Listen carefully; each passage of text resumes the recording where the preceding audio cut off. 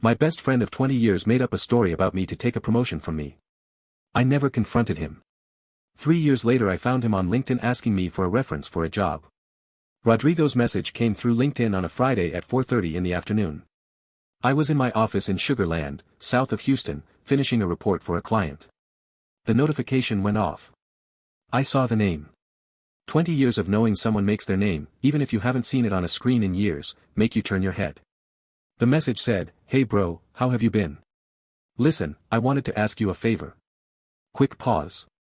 If you're the type of person who reads these at 2 a.m. instead of sleeping, you're my people. Subscribe and like so we can keep feeding this addiction together. Okay, back to the story. I'm applying to a position at Stratosphere and I need a reference. Can you sign something for me? It would be quick. I read it twice. I laughed twice. The first time from the nostalgia. The second time from something uglier. It took me 3 minutes to realize I had left the cursor over the endorsement button for those 3 minutes without pressing it. Let me back up. My name is Diego. I'm 34. I'm the CEO of a marketing consultancy I opened 3 years ago here in Houston. It's called OroVerde Marketing and we work with Latin consumer goods brands that want to enter the US market. We have 7 steady clients and a small office in Sugar Land with 6 employees. I live in a house in Siena, near the office, with my wife Jimena. Jimena is 33, she's a corporate lawyer at a downtown firm, and she was the one who lent me $50,000 from her savings to open OroVerde when I had nothing. We've been married 8 years. We don't have kids yet. A practice I learned at Brookfield marketing the first years was carrying a small notebook in my jacket pocket with quick notes from every happy hour, every client dinner, every informal conversation with the boss. My mentor my first 2 years at the agency, a man named Don Williams, told me one afternoon, "Diego, in marketing things get decided at the happy hours but the awards get signed the next day. Write down what's said, even if it sounds silly." I listened. I filled 3 notebooks in 6 years. Today I keep them stored in a shoebox in my desk drawer at OroVerde. When I brought them with me the day I quit, I didn't know they'd ever serve a purpose. But the habit of writing things down, I kept. Rodrigo and I grew up together in San Pedro Garza, Monterrey. I met him at the tech prep school when I was 14. We studied together for 5 semesters at Tec de Monterrey until he switched to communications and I switched to marketing. In 2015 I got offered a job at a Houston agency, Brookfield Marketing. I told Rodrigo. He applied too. They accepted him 3 months later. We came up to Houston together. We rented a duplex in Westchase the first 2 years. We shared a car. We shared beers on Fridays. He went with me to dinners with Jimena's parents. I lent him $15,000 when he wanted to buy his car and he paid me back. I was a witness at his wedding to Brenda 6 years ago. He was best man at mine. That's 20 years in a line. There were 2 signs I saw and let pass. When I graduated from Tech in 2011 with an academic recognition the school gave to 1 graduate per marketing class, Rodrigo told me at the graduation party, after 3 rum and cokes, "Bro, they gave it to you because your dad knows the dean, right?" My dad didn't know the dean. My dad was an accountant at a paint company. I laughed and didn't answer. I thought it was the tequila. When I got promoted to senior coordinator at Brookfield in 2018, after 4 years at the firm, Rodrigo invited me to Carbach Brewing on a Friday to celebrate. We had 2 beers. When we paid he told me, "Bro, good for you." Honestly I thought that promotion was for me. I told him, "Next time it'll come around." He didn't push. He had another beer. We paid. That night Jimena asked me how Friday had gone with Rodrigo. I told her, "Fine." I didn't tell her about the comment. In 2021, after 6 years at Brookfield, my boss Carla, who was VP of Operations, called me into her office on a Tuesday morning. She told me, "Diego, I'm going to put you as lead on the Telemundo project. It's our biggest client. If this works, we promote you to regional director." I said yes, of course. I called Jimena leaving the office. I told her, "Honey, they gave me Telemundo." That night we ate at a Peruvian restaurant we liked in Bel Air. 3 weeks later Carla called me back. This time she told me, "Diego, I'm going to have to reassign Telemundo. Something came up." I asked her what. She told me, "I'd rather not get into details, but someone told me you said things you shouldn't have about the client at a happy hour 2 months ago." I thought what they told me was exaggerated. But the feedback came from someone I respect. I told her, "Carla, I didn't say anything about Telemundo at any happy hour." She told me, "Diego, people get the details mixed up. But I've already made the decision. I'll put you on another project. I asked her who the source was. She said, Diego, that's not discussed at this agency. I went back to my desk. I took the shoebox out of the drawer. I looked for the notebook with notes from the last 3 months. We had had 3 happy hours. At the first, I had been in Monterey at a wedding. The notebook only had, Diego didn't attend, in my own handwriting. At the second, I had been sick. At the third, at Pappadeaux on Westheimer, I had been there. I pulled out that page. 4 pages of my own handwriting. The crispy chicken they'd served us. 2 rounds of beer. Carla's joke about her son-in-law. Rodrigo's question about how my Whataburger project was going. Marisol's complaint about the monthly reports.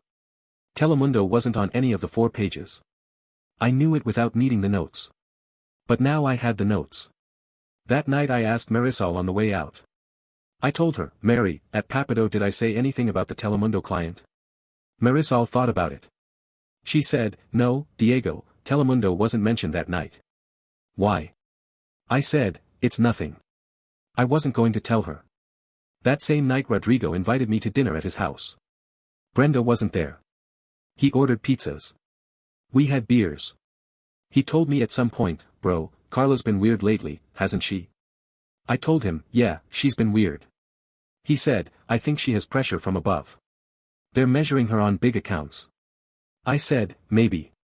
He said, hopefully they don't measure her on accounts that depend on who speaks well or badly about the client. He said it like that, casual, looking at the pizza. He didn't look at me. That was the moment. That sentence. People who didn't do something don't bring up who speaks well or badly about the client, when nobody has been talking about that. People who did do it bring it up because they're nervous someone will find out. I didn't say anything that night. I laughed at one of his jokes. We had another beer. I left at 11. Driving home I thought about 20 years. I thought about the $15,000 for the car. I thought about my wedding. I thought about how many times I'd called Rodrigo when something had gone wrong for him at the office. I thought about the room in the Westchase duplex and the Friday beers. I got home. Jimena was reading on the couch. I told her what Carla had said and what Rodrigo had said, and I put the 4 pages from the Pappadeaux notebook on the coffee table. Jimena read them slowly twice. Then she told me, Diego, honey, this confirms it for you. But it doesn't help you against him at an agency that doesn't want to open that box. What do you want to do? I said, I don't want to do anything. I want to leave. Jimena said, are you sure? I said, yes. If I stay, I'll carry this for 3 years. If I leave, I won't. Jimena got up from the couch. She sat next to me. She told me, I have 50,000 of my savings put away. If you want to open something, we open it. But don't stay at that agency with him breathing next to you every day. I quit Brookfield the following Monday. I didn't tell Carla why. I told her I had a family project. Carla offered me a counter. I told her no. I left in 4 months, closing my projects. My last day Rodrigo invited me for coffee. I told him I couldn't, I had things to wrap up. I told him, take care. I gave him my hand. I let go. That was the last time I shook Rodrigo's hand in my life.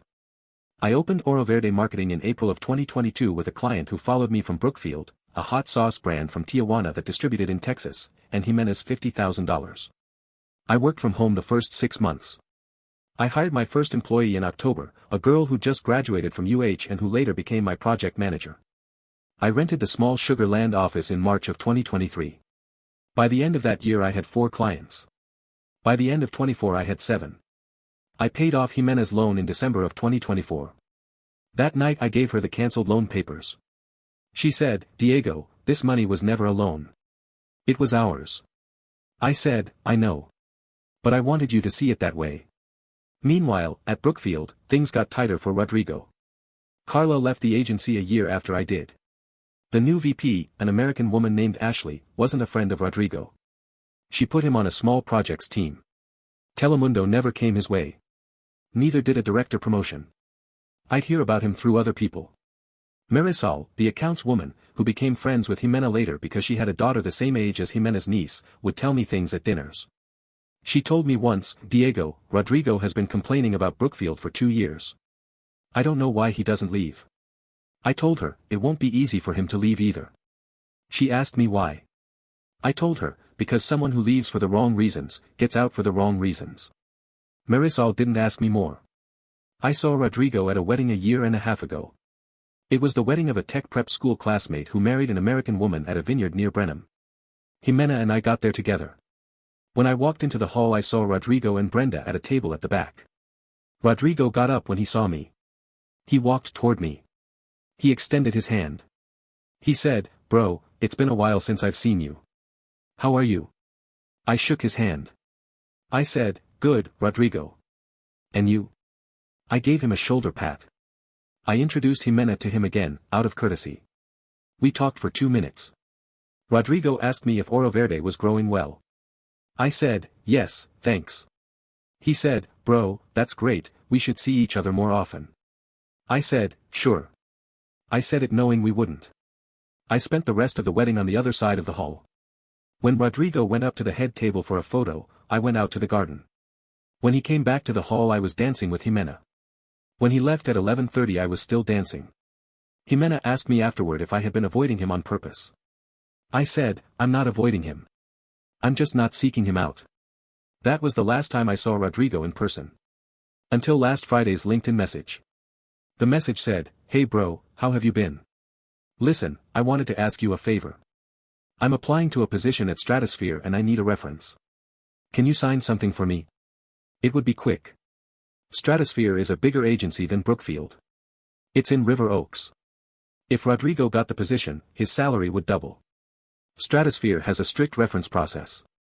They ask for 3 public LinkedIn recommendations from people who have worked with you, plus a private contact that HR calls.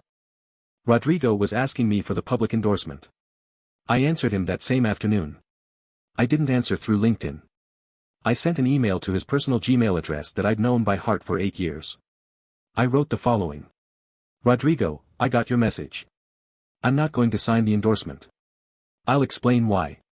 In August of 2021 someone told Carla I had spoken badly about Telemundo at a happy hour. You and I know who it was. I have 4 pages of notes of my own from that night at Pappadeaux. Telemundo isn't mentioned in any of them. I'm not guessing. I left Brookfield because I understood that the person who had done that to me was someone I had 20 years with. I never confronted you because I thought confronting you would make me carry the thing longer. Today I'm confronting you on one thing only, in writing, without yelling. A reference is something someone signs for you when they trust you. I signed something like that for you 20 years ago. It expired. I sent the email. I closed the laptop. I went to the living room with Jimena. What happened the next 3 weeks I didn't seek out. Marisol told me. Rodrigo got the email. He read it twice. He sent screenshots to 3 people at Brookfield, I assumed to ask them if I was lying. One of those people was a woman named Linda who had been at Pappadeaux and remembered clearly that Telemundo had not been mentioned. Linda answered Rodrigo, "Rod, that night Diego didn't say anything about Telemundo. I was there." Rodrigo didn't answer her. Linda told 2 other women. Those 2 told 3 others. By the end of the second week at Brookfield everyone was talking about the happy hour from 2021 and about who had spoken with Carla in private that same week. Ashley, the new VP, found out. She didn't know me but she had friends at Brookfield. She sat down with HR. They asked Rodrigo for an inventory of his calls with Carla during 2021. Rodrigo couldn't give it to them, the records were personal. But the conversation between Ashley and Rodrigo went in a way that made very clear to him that his future promotion at Brookfield was not coming. Stratosphere, meanwhile, did the background check. They called Rodrigo's 3 public LinkedIn references. One of them was me, the one he had hoped I'd sign. When they saw I hadn't signed, they called another American at Brookfield named Patricia who was also a contact of his. Patricia, without knowing the context, told them what she knew, Rodrigo is competent, but we had an incident in 2021 where an executive left the agency citing a matter related to informal feedback to the VP. Rodrigo wasn't the executive who left, but the agency always had doubts about the circumstances. That's what Patricia said, word for word, according to Marisol who heard it from a friend at Stratosphere. Stratosphere didn't give Rodrigo the position. For weeks after my email, Rodrigo sent me another LinkedIn message, this one long. It said it had been a misunderstanding, that he had never intended to harm me, that what he had told Carla at the happy hour was something very different and she had misinterpreted it, that 20 years of friendship couldn't end like this, that he understood if I didn't want to see him but at least he was asking me to think about a way to close things with dignity. I didn't answer. I didn't block. I didn't respond. The message is still there in my inbox, unread on his side, read on mine. Brenda, his wife, wrote to Jimena a week later. She asked Jimena to ask Diego to at least answer Rodrigo. Jimena answered that this was a matter Diego had decided not to discuss further. Brenda didn't push. 3 days ago I found out through Marisol that Rodrigo had accepted a position at a small agency in Sugar Creek with a salary 20% lower than what he had at Brookfield, because Brookfield had made it clear he wasn't going to be promoted. They had bought Brenda a smaller car. They had sold the Cinco Ranch house and moved to an apartment in Mission Bend. Jimena asked me that night, while we ate pasta at the kitchen table, if I felt anything different knowing that. I told her, Jime, the only thing I feel is that 20 years can fall on someone in 15 days if the first 15 were a lie. She kept eating. She asked me later, do you still remember the room in the West Chase duplex? I told her, yes. But it's not a room where someone I know has lived. Tomorrow I'm going to Brennan's with 2 new clients to close a contract. The OroVerde team is waiting for me on Monday for a meeting where we'll decide if we open a Miami office next year. Rodrigo is going Monday to his new office in Sugar Creek to start a position that's lateral to the one he had 4 years ago. Last night Jimena asked me, while I was washing the dinner dishes, if I still kept the keys to the West Chase duplex where Rodrigo and I had lived our first 2 years in Houston. I told her I'd thrown them out the day I signed OroVerde's lease. She kept drying a plate. She didn't say anything else. I shut off the water.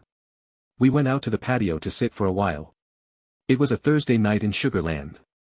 The cicadas were loud. Jimena put her foot on top of mine on the bench. The shoebox with the 3 notebooks was still in the drawer of my desk at OroVerde. Tomorrow I'm getting in at 8.